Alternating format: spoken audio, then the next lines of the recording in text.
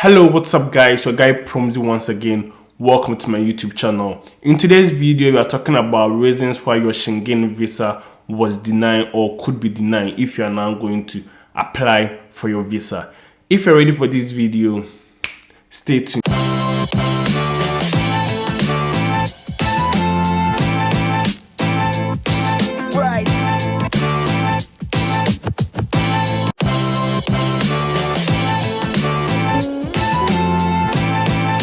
Welcome back guys once again. If you are new to this channel, don't forget to subscribe to my channel, and I personally welcome you to my community. So in my previous video, we spoke about how to go about your Schengen visa application, and in this video I'm talking about some errors or some mistakes applicants do that can lead to their refusal of visa. We are talking about these reasons so that you don't repeat them if you're now going to apply for your Schengen visa. So let's just get straight to the point. So the first point we're going to talk about is presentation of fake document or forged documents. When applying for your Schengen visa in any of the Schengen embassies, you are required to submit certain documents. It could be your school document, your work document, your bank details, any documents you are being asked to submit to the embassy or the consulate. Make sure they are not forged or fake in any other way. Most of the times, documents that are submitted to the embassy are being verified. Sometimes they call the companies to verify if so and so is the director, manager of the company, as he said, or if you even work at a company that you said you work with. Or they contact schools to verify if you're actually a student there. Make sure you do not submit any forged document or fake documents to the embassy. Make sure all the documents submitted to the embassies are original, and do not forge any document. If they are asking for a particular document and you do not have, just don't submit anything because it doesn't apply to you. For example, if they are requesting for marriage certificate and you do not have marriage certificate, don't go and forge one. If they're asking for tertiary degree and you only completed high school, you don't have to go and forge Legon certificate or tech certificate, because if they find out, it will lead to your refusal. So one other thing that could lead to your refusal is lying. People show up at the embassy or during their interview and can lie about everything they've been asked. So you went to another Schengen state to apply for visa, but you were refused. And now during your interview, they asked you, have you been refused any Schengen visa, or have you been refused any visa? And you said no. These questions are not being asked because the person asking doesn't know.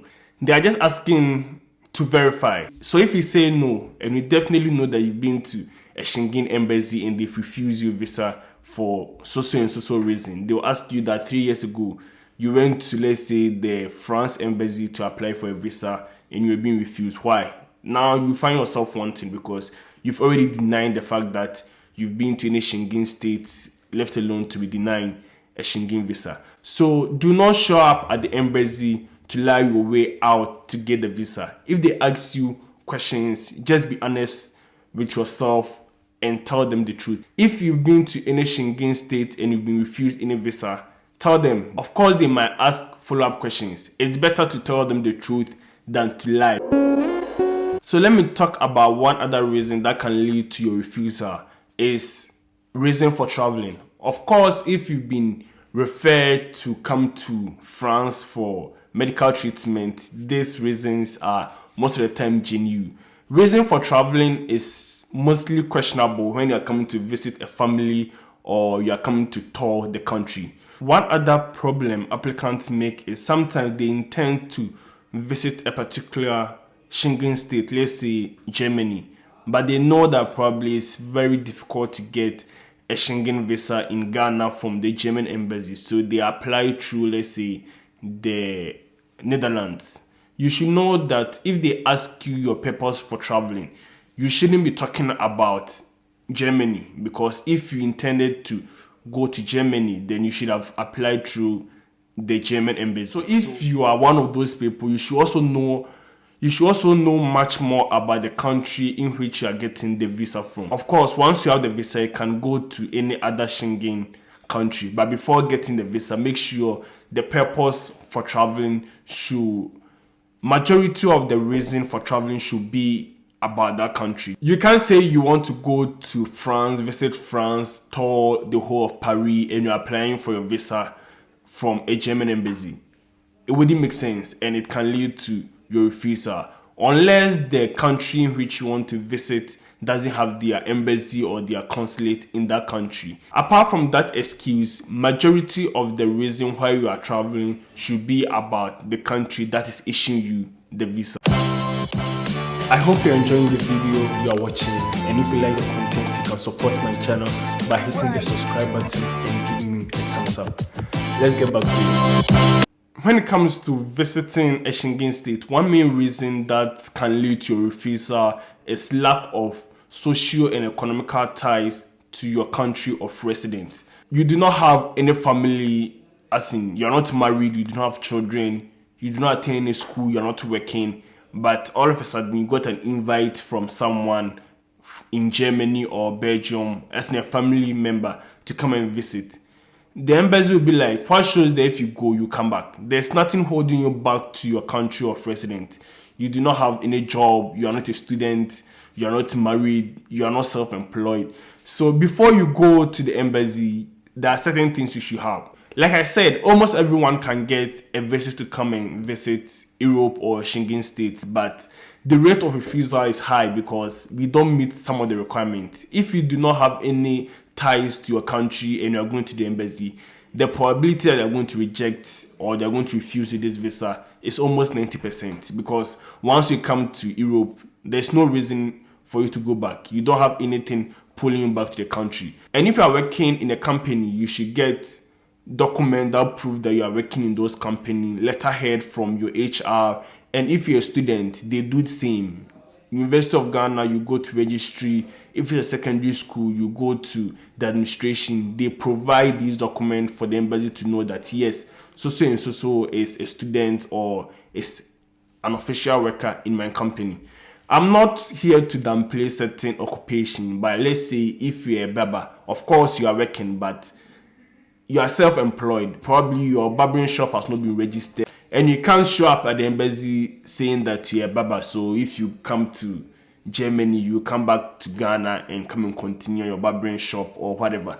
Make sure you have something strong holding you back to the country for them not to say that they won't give you the visa, because your life is even better off in Ghana than being in Germany or France or these Schengen states. The last point I'll talk about is insufficient funds.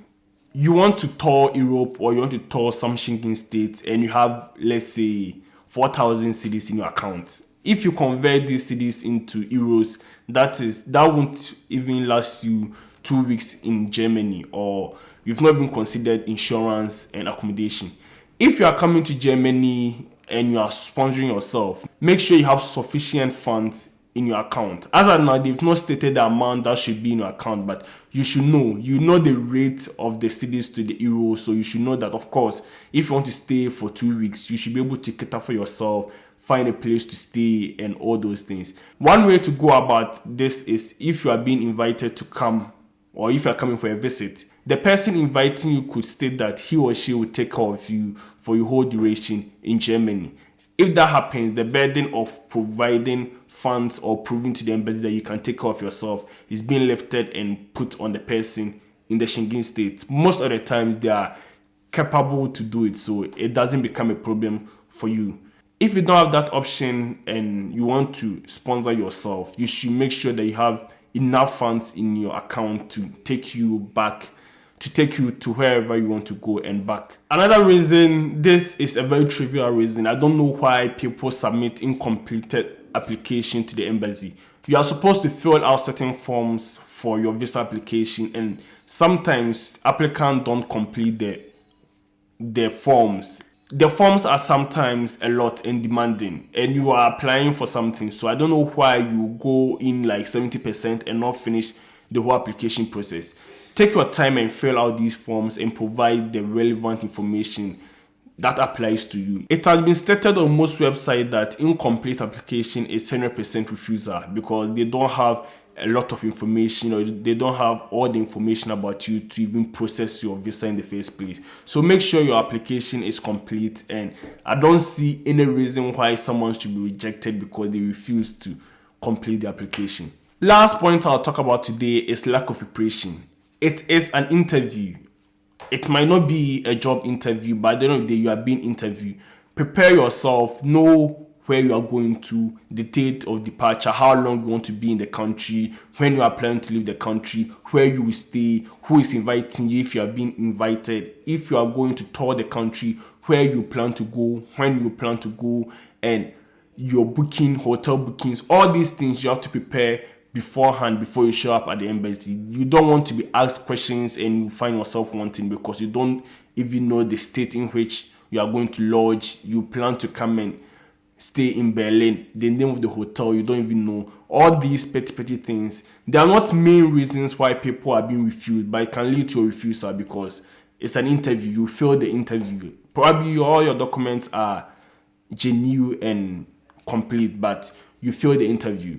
The interview too plays a role, so make sure you prepare enough for the interview. So that's all I have for you today in this video. In my next video, I'll be talking about frequently asked questions during Schengen Visa interviews. I hope you find this video very educative and informative. If you did, don't forget to share, like, and subscribe to my channel. Like always, the name is Promzy and I'm signing out. Peace.